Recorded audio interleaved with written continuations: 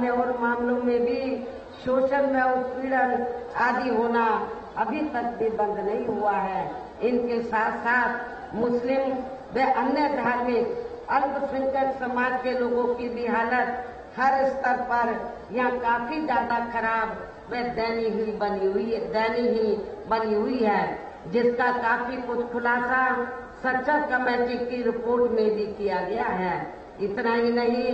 बल्कि पिछले कुछ वर्षों से केंद्र व अधिकांश राज्यों में भी बीजेपी व आरएसएस की सरकारों के चलते हुए अब इनका विकास व उत्थान आदि होना भी काफी हद तक बंदशाही हो गया है। आए दिन इन पर खासकर हिंदुत्व की आड़ में हो रही जनजाति भी यह काफी ज्यादा चरम सीमा पर पहुंच चुकी है। इनके साथ साथ अपर कास्ट समाज में से विशेषकर गरीब लोगों की भी हालत हमें कोई खास अच्छी नजर नहीं आती है। इनकी गलत कृषि नीतियों के कारण किसान वर्ग भी आए दिन आंदोलित ही बना रहता है। साथ ही इनकी गलत आर्थिक नीतियों की वजह से ही देश की अर्थव्यवस्था पर भी इसका काफी बुरा प्रभाव पड़ा है, जिससे अब विशेषकर छोटे एवं मध्यम वर्गीय व्यापारी वर्ग भी काफी ज्यादा दुखी व परेशान है। और अब केंद्र में पूर्व की रही सरकारों की तरह ही वर्तमान भाजपा सरकार में भी यहाँ पूरे देश में गरीबी, बेरोजगारी एवं महंगाई आदि भी लगातार काफी ज्यादा बढ़ रही है। देश में हर स्तर पर फैला भ्रष्टाचार भी अभी खत्म नहीं हुआ है। ऐसे में अब आप लोगों को देश में हो रहे लोकसभा आम चुनाव में कांग्रेस, बीजेपी व इनकी सहयोगी पार्टियों को भी केंद्र की सत्ता में आने से जरूर रोकना है। जिनकी गलत नीतियों व गलत कार्य प्रणाली आदि को आप लोग काफी हद तक आजमा भी चुके हैं। ऐसी स्थिति में अब ये विरोधी पार्टियां इस चुनाव में भी किस्म किस्म के साम, दाम, दंड भेद आदि अनेकों हथकंडे इस्तेमाल करके केंद्र की सत्ता में आने की भी पूरी कोशिश में लगी हैं, जिनसे अपनी पार्टी के लोगों को हर स्तर पर काफी ज्यादा सावधान रहना है। और इस मामले में विरोधी पार्टियां अपने अपने पक्ष में हवा बनाने के लिए खासकर मीडिया, ओपिनियन पोल व सर्वे आदि का जो बड़े पैमाने पर इस्तेमाल कर रही हैं, तो उनसे भी अपनी पार्टी के लोगों को बिल्कुल भी गुमराह नहीं होना है। इसके साथ ही विरोधी पार्टियों के विभिन्न रूपों में जारी किए गए इनके हवाई व प्रलोभन भरे चुनावी घोषणा पत्रों एवं वायदों आदि के बहकावे में भी अपनी पार्टी के लोगों को कतई नहीं आना है, जिन्हें ये पार्टियां चुनाव खत्म होने के बाद ज्यादातर अमल में नहीं लाती हैं और अब जिन पर से देश की जनता का अधिकांश विश्वास ही उठ गया है। यही खास वजह है कि हमारी पार्टी किसी भी चुनाव में अपनी पार्टी का कोई भी चुनावी घोषणा पत्र आदि जारी नहीं करती है। वैसे भी हमारी पार्टी किसी भी मामले में कहने में बहुत कम बल्कि कार्य करके दिखाने में ही ज्यादा विश्वास रखती है। और इस बात का सबसे बड़ा सबूत ये है कि उत्तर प्रदेश में 4 बार हमारी पार्टी के नेतृत्व में रही सरकार ने चुनाव में अपनी पार्टी के बिना कोई जारी किए गए चुनावी घोषणा पत्र के ही प्रदेश व आम जनहित में काफी कुछ ऐतिहासिक कार्य किए हैं, जिनकी अब देश में अधिकांश पार्टियों की सरकारें काफी नकल भी कर रही हैं। जबकि इस मामले में हमारी पार्टी का ये कहना है कि यदि इन पार्टियों के स्थान पर केंद्र में हमें अपनी पार्टी की सरकार बनाने का मौका मिलता है, तो तब फिर हमारी पार्टी की बनी सरकार केंद्र में यहाँ अब तक रही सभी विरोधी पार्टियों की सरकारों की तरह केवल हवाई व कागजी कार्य आदि नहीं करेगी, बल्कि उत्तर प्रदेश की तरह ही जमीनी हकीकत में ठोस कार्य करके दिखाएगी। और इस संदर्भ में खासकर मैं ये कहना चाहूंगी कि केंद्र द्वारा देश में पिछले कुछ समय से अति गरीब परिवारों को अस्थायी तौर पर फ्री में जो थोड़ी सी खाद्य सामग्री दी जा रही है, राशन आदि दिया जा रहा है, तो उससे इनका स्थायी तौर पर भला होने वाला नहीं है। और वैसे भी इनकी ये जटिल समस्या देश में हर हाथ को काम देने से ही केवल दूर हो सकती है, जिसकी तरफ हमारी पार्टी की बनी केंद्र की सरकार जरूर विशेष ध्यान देगी। लेकिन इस संबंध में मैं आपको सावधान भी करना चाहती हूँ कि आप लोगों को जो थोड़ा सा पिछले कुछ समय से फ्री में जो राशन दिया जा रहा है, तो ये कोई बीजेपी की देन नहीं है, आरएसएस की देन नहीं है, बल्कि आप लोग जो देश की जनता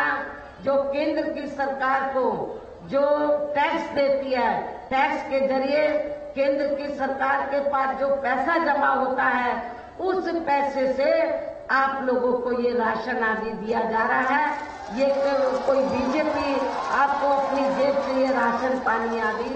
नहीं दे रही है। तो इसलिए आप लोगों को इनके बहकावे में कतई नहीं आना है, बल्कि आप लोगों को अपना एक एक वोट बहुजन समाज पार्टी को हर प्रकार की सावधानी बरतते हुए देना है। साथ ही पिछले कुछ वर्षों से आए दिन बढ़ रही गरीबी, बेरोजगारी व महंगाई आदि से भी जनता बहुत ज्यादा दुखी व परेशान है, जिसे भी आर्थिक नीतियों में तब्दीली करके जरूर दूर किया जाएगा। धर्म की भी आड़ में पिछले कुछ वर्षों से खासकर मुस्लिम समाज के लोगों का द्वेष की भावना से जो इनका काफी ज्यादा शोषण व उत्पीड़न आदि किया जा रहा है, तो उसे भी जरूर रोका जाएगा। और ये सब हमने अपनी यूपी की रही सरकार में करके भी दिखाया है। इसके अलावा हमने यूपी में सर्व समाज में से गरीब एवं बेरोजगार लोगों को बेरोजगारी भत्ता आदि न देकर उन्हें बड़ी तादाद में रोटी रोजी के साधन भी उपलब्ध कराए हैं। जो अब ये कार्य भी अधिकांश ठंडे ही पड़े हैं, जिनको फिर केंद्र में बीएसपी की सरकार बनने पर प्राथमिकता दी जाएगी। कहने का तात्पर्य ये है कि देश में इस समय हो रहे लोकसभा चुनाव में विरोधी पार्टियों के जारी किए गए इनके हवाई व प्रलोभन भरे चुनावी घोषणा पत्रों आदि के बहकावे में अब यहाँ खासकर देश के अति गरीबों, मजदूरों, बेरोजगारों एवं अन्य मेहनतकश लोगों को बिल्कुल भी नहीं आना है। और अब इन्हें ऐसी सभी विरोधी पार्टियों को हर हालत में केंद्र की सत्ता में आने से जरूर रोकना है, जिनकी कथनी व करनी में काफी अंतर रहा है तथा जिन्हें ये लोग बरसों से आजमा भी चुके हैं। ऐसे में अब मेरा यही कहना है कि आप लोगों को अपने खुद के व अपने प्रदेश क्षेत्र एवं देश के भी हित में अपने वोटों को यहाँ कांग्रेस, बीजेपी व अन्य विरोधी पार्टियों को न देकर केवल अपने एकमात्र हितैषी पार्टी बहुजन समाज पार्टी को ही देना है। जो ये पार्टी उत्तर प्रदेश की तरह ही केंद्र में भी अपनी पार्टी की सरकार बनने पर फिर पूरे देश में यहाँ अपनी पार्टी की सर्वजन हिताय व सर्वजन सुखाय की नीतियों पर आधारित ही सरकार चलाएगी। इसके साथ साथ केंद्र से जुड़ी आपके क्षेत्र की जो भी स्थानीय समस्याएं होंगी, तो उन्हें भी फिर दूर करने का हर संभव पूरा प्रयास किया जाएगा। साथ ही यहाँ गरीबों, मजदूरों, बेरोजगारों, कर्मचारियों, किसानों, छोटे व्यापारियों एवं अन्य मेहनतकश लोगों के हितों का भी विशेष ध्यान रखा जाएगा। सर्व समाज में से खासकर दलितों, आदिवासियों, पिछड़े वर्गों, मुस्लिम व अन्य धार्मिक अल्पसंख्यक समाज के लोगों के विकास व उत्थान के साथ साथ हर स्तर पर इनकी सुरक्षा आदि के लिए भी सख्त कदम उठाए जाएंगे और तभी फिर यहाँ वास्तव में अपने देश के महान संतों, गुरुओं व महापुरुषों में भी विशेषकर महात्मा ज्योतिराव फूले, श्री छत्रपति शाहू जी महाराज, श्री नारायण गुरु, बाबा साहब डॉक्टर भीमराव अम्बेडकर एवं मान्यवर श्री कांशीराम जी आदि का अधूरा रहा सपना जरूर साकार हो सकता है,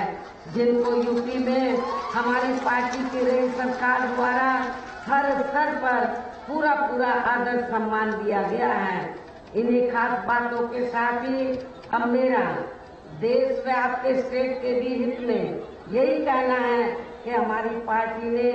यहाँ के बनारस मंडल में जिनको भी लोकसभा के लिए चुनाव के मैदान में उतारा है, जो आपके सामने मंच पर भी मौजूद हैं, तो उन्हें आपको जरूर कामयाब बनाना है, जिसके लिए यहाँ पार्टी के सभी स्तर के छोटे बड़े पदाधिकारी एवं कार्यकर्तागण आज पूरे जी जान से लगे हैं। और अब अंत में मेरा यही कहना है कि आप लोगों को वोट पड़ने वाले दिन यहाँ बीएसपी के अपने सभी लोकसभा उम्मीदवारों को, अर्थात हमने बनारस मंडल में जौनपुर लोकसभा की सीट से श्री श्याम सिंह यादव जो बीएसपी के वर्तमान में सांसद हैं, इनको चुनाव के